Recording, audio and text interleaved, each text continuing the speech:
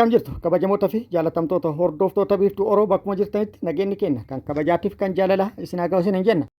Oduu sa'a kana qabannee dhiyaannee jirra. Isin biraan geenna kun biiftuu Oroodha keessan jajjabeeffadhaa laayik sheer godhuu hin dagatina.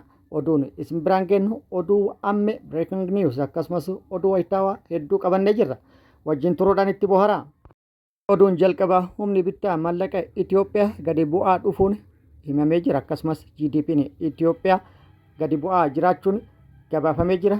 Mootummaan PP badhaadhinni dhufee jira. Badhaadhina galmeessaa jirra.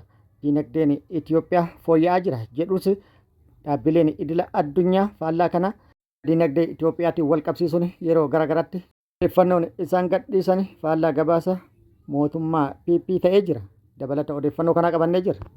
Oduun itti aanu mootummaan haleellaa diroonii namoota nagaa irratti raawwatuun lubbuu namoota nagaa galaafatee qabeenya uummataa barbadeesse beeladdan hedduu fixuudhaan miidhaa dhaqqabsiisu maddeen odeeffannoo garaagaraa gabaasanii jiru. Jiraattonnis odeeffannoo kana nuun ga'anii jiru. Dabalata isaa qabna. Oduun itti aanu lolli zoonilee Oromiyaa garaagaraa keessatti loltoota mootummaatti waraana bilisummaa Oromoo gidduutti deemaa jiru akkuma itti fufetti jira. Waraanni bilisummaa Oromoo har'as bakkoota garaagaraatti lola loltoota mootummaa waliin gaggeesse irratti injifannoo argadhe jedhee jira. Miidhaa qaamaa fi lubbuu loltoota mootummaa irratti dhaqqabsiisuun akkasumas meeshaalee waraanaa xiqqaa hanga dishqaatti hiikkadhe jedhee jira. Isin biraan geenna. Mootummaanis maqaa waraana bilisummaa Oromoo balleessuu jedhuun humna lafootii fi qilleensaatiin Oromiyaa bakkoota garaagaraatti haleellaa namoota nagaa irratti raawwataa jiru. Cimsee itti fufuun haleellaa diroonii raawwateen lubbuu namootaa galaafatee jira. Oduu alaatiin oduu addunyaatiin gammachiise qabadhee jira. Breaking news. Iraan hulaa Hormuz dooniidhaan daldalaa hundaaf banaa taasisuu beeksiftee jirti. Kanas kan taasiftee waliigalteen dhukaasa dhaabuu guyyaa 10 Libaanosii fi Israa'el gidduutti guyyaa kaleessa mallattaa'uu hordofee har'a hojiitti hiikamuun jettee jirti. Dabalata odeeffannoo kana qabannee jirra. Oduun itti aanu Chaayinaan ri'aaktara teeknooloojii madda anniisaa niikuleeraa 7 karaa kana hojii jalqabsiisuuf jedhamee jira. Kun immoo akka addunyaatti sadarkaa ol aanaarra isii ka'a jedhamee jira. Dabalata isaa qaba. Guutuu oduu kanneeniitiif kan biroo wajjin isin wajjin kan turu ani Barisoo Ganamooti. Guutuun oduu wal duraa duubaan akka itti aanu kanatti isiniif dhihaata. GDP Dimokiraatawaa Rippaabilika Koongoo kan Itoophiyaa caaluun himamee jira. Diinagdeen Itoophiyaa guddataa turutu himamaa ture. Akkasumas diinagdee Dimokiraatawaa Rippaabilika Koongoo kan caalu ture. Biyyoota lamaan wanni wal fakkeessu garuu biyyoota lamaan keessatti lolli waliin gaggeeffamaa jiraachuudha. Dimokiraatawaa Rippaabilika Koongootti lolli waliin waggoota hedduuf itti fufee jira. Itoophiyaa keessatti garuu waggaa 8ffaa isaati. Diinagdeen Itoophiyaa biyya yoo xiqqaate waggaa 20 oliif wal waraansa waliin gaggeessuudhaan diinagdeen isii kufeen sadarkaa wal dorgomuu irra gahee jira. Inumaayyuu GDP'n Itoophiyaa kan Dimokiraatawaa Rippaabilika Koongoo gadi ta'uun kan gabaafame. Dhaabbanni mallaqa idila addunyaa IMF akka gabaasa miidiyaa Bloomberg waabeffachuun ibsetti Rippaabilikiin Dimokiraatawaa Koongoo bara 2026 keessatti Itoophiyaa dursuudhaan diinagdee guddicha 5ffaa Afrikaa bahaa saaraa gadi ta'utti jirti jedhee jira. Akka tilmaama IMF'tti oomishni biyya keessaa waliigala GDP'n kan Koongoo jechuudha bara kana doolaara biiliyoona 100 biiliyoona 23 kan ga'u yoo ta'u kunis tilmaama GDP Itoophiyaa doolaara biiliyoona 100 fi biiliyoona 22 ta'e amma tokko ni caala jedhamee jira. Jijjiiramni kun kan dhufe bara tokko keessatti yoo ta'u gatiin humna bittaa qarshii Itoophiyaa yookaan birri gara parsantii 17tiin gadi bu'uu isaatiin yoo ta'u faallaa kana mallaqni Koongoo jabaachaa dhufe jedhamee jira. Walumaagalatti Afrikaan kibbaa diinagdee naannichaa isa guddicha tokkoffaa ta'uudhaan itti fufti kan jedhame yoo ta'u Naayijeeriyaan lammaffaa, Angoolaan sadaffaa, Keenyaan afraffaa ta'uudhaan itti fufu jedhamee jira. Mootummaan PP badhaadhinni cimaan galmaa'aa jira jechuudhaan yeroo garagaraatti irra deebi'ee ibsus dhugaan jirtu garuu faallaa kanaa ta'aa itti fufutu mul'ataa jira. Oduun itti aanu kun oduu akkaan nama gaddisiisuu fi miira nama tuquudha. Mootummaan haleellaa diroonii namoota nagaa irratti raawwatuun lubbuu namoota hedduu galaafate qabeenya uummataa barbadeessee jira. Lixa Oromiyaa aanaa giddaa ayyaana ganda dirree guddaa jedhamutti haleellaa dirooniin raawwatameen daa'imaa fi haadha daa'imaa dabalate namoota hedduu lubbuun kan bahe yoo ta'u namoonni madaanillee jiru. Akkasumas beeladoonni hedduun lubbuu dhabanii jiru yookaan ajjeefamanii jiru. Haleellaan diroonii kun kan raawwatame mana jireenyaa irratti yoo ta'u Bakka haleellaan kun raawwatametti lolli tokkollee kan jirre qaamni hidhate tokkollee kan keessa hin sochoone fi iddoo rakkoon tokkollee hin jirretti ta'uu jiraattonni kan himan yoo ta'u haleellaan kun kan raawwatame itti yaadame hawaasa shororkeessuuf yookaan uummata Oromoo shororkeessuuf kan raawwatame jechuudhaan jiraattonni yaada kennaniin ibsanii jiru. Kan nama gaddisiisu haati daa'ima ishee wajjin haleellaa kanaan lubbuu dhabde jedhamee jira. Haleellaan kun bakkoota hedduutti kan raawwatamaa jiru namoota nagaa irratti, beelada irratti, manneen jireenya uummataa irratti mootummaan qaama hidhate dhiisee kaan irratti yookaan nama nagaa irratti haleellaa raawwatuun maaliif jechuudhaan gaafatan. Jiraattonni naannicha irraa yaada kennan. Oduun itti aanu lolli loltoota mootummaa PPT fi akkasumas waraana bilisummaa Oromoo gidduutti zoonilee Oromiyaa hunda keessatti gaggeeffamaa jiru akkuma itti fufetti jira. Har'as lolli Oromiyaa bakkoota garaagaraatti loltoota mootummaatiif waraana bilisummaa Oromoo gidduutti gaggeeffamee jira. Waraana bilisummaa Oromoo lola har'a bakkoota garaagaraatti loltoota mootummaa waliin gaggeesse irratti injifannoo argadhe jedhee jira.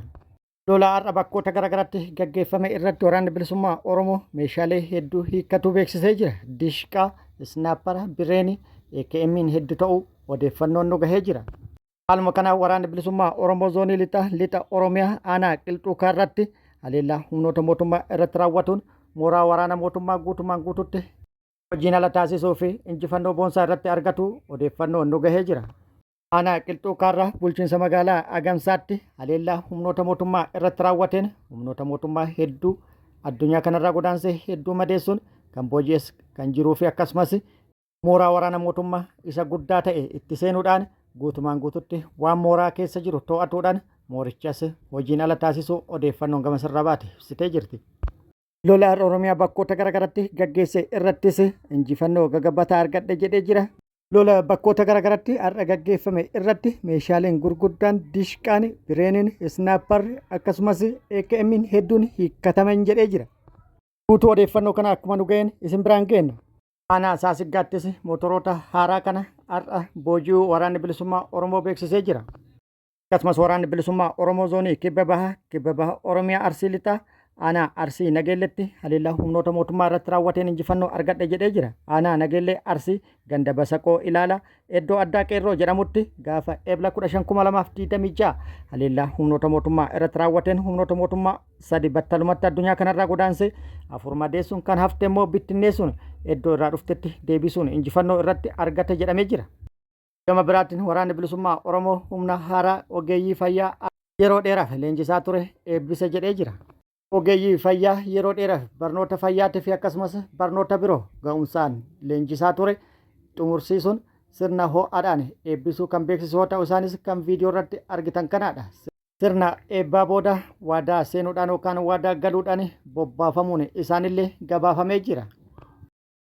Oduun kun oduu ammeedha. Breaking news guyyoota 50 darbaniif cufamee kan ture hulaan Hormuz banamuun ifoomee jira.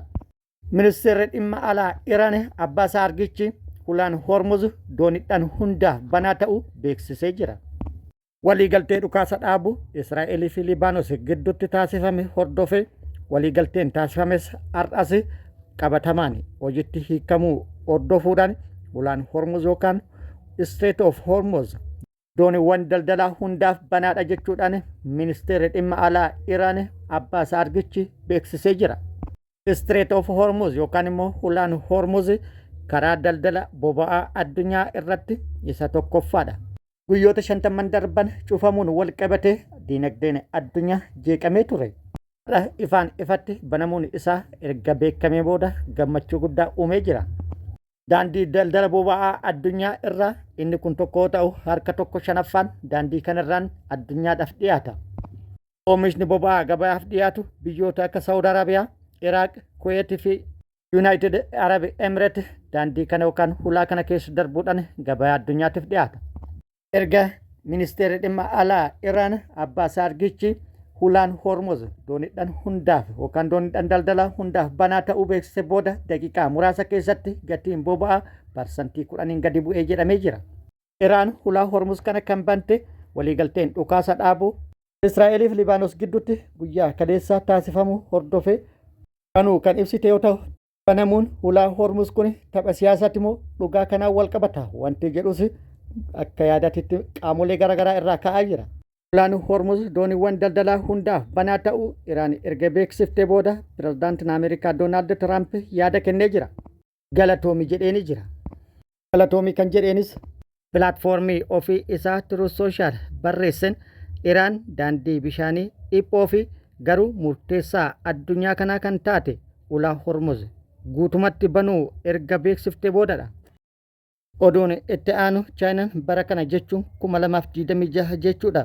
Buufataalee niikuleeraa 7 hojii kan jalqabsiiftu ta'uu beeksiftee jirti. Karoorri kun immoo humni madda anniisaa niikuleeraa sadarkaa olaanaa akka guddatu isii taasisa jedhamee jira. Chaayinaan tarkaanfii kana fudhachuun madda anniisaa dhagaa cilee irraa argattu gara madda anniisaa magariisatti isii ceessa jedhamee jira. Kun immoo karoora Chaayinaan hamma kaarbenii to'achuuf qabdu kan milkeessu jedhamee jira. Ijaarsi piroojeektii akkaan bal'aa fi guddaa sagantaa niikuleerii Chaayinaa kun Chaayinaa sagantaa teekinooloojii niikuleeraatiin baay'inaa fi akkasumas saffisaan akka addunyaatti sadarkaa duraa irra akka teettu isii taasisa jedhamee jira. Oduun itti aanu Israa'el Somaalilaanditti qoonsilaa banatti jedhamee jira. Somaaliyaan immoo hariiroo Somaalilaandii fi Israa'el waliin uuman kana falmitee jirti. Akkasumas Somaalilaandiin falmii Soomaaliyaan hariiroo dippiloomaasii Israa'el waliin qabdu irratti dhiyeessite waakkattee jirti. Biyyummaa ishee kan labsatte Somaalilaandiin himannaa mootummaan federaalaa Soomaaliyaa hariiroo dippiloomaasii Israa'el waliin qabdu ilaalchisee dhiyeesse dogongorsaa jechuudhaan mormitee jirti. Itti dabaluunis dhimmi hariiroo alaa ishee kan aangoo abbaa biyyummaa ishee qofa ta'uu jabeessitee ibsitee jirti. Kabajamoota fi jaalatamtoota hordoftoota keenya oduun ammaaf qabanne kan hangamaa kana guutuu oduu wajjin isin wajjin ka ture ani Bariisoo Ganamooti hanga yerootti aanutti deebinee wal agarrutti nageenyi Rabbi isiniif haa baay'atu nagatti nu turan hawwii keenna nagatti nu tura.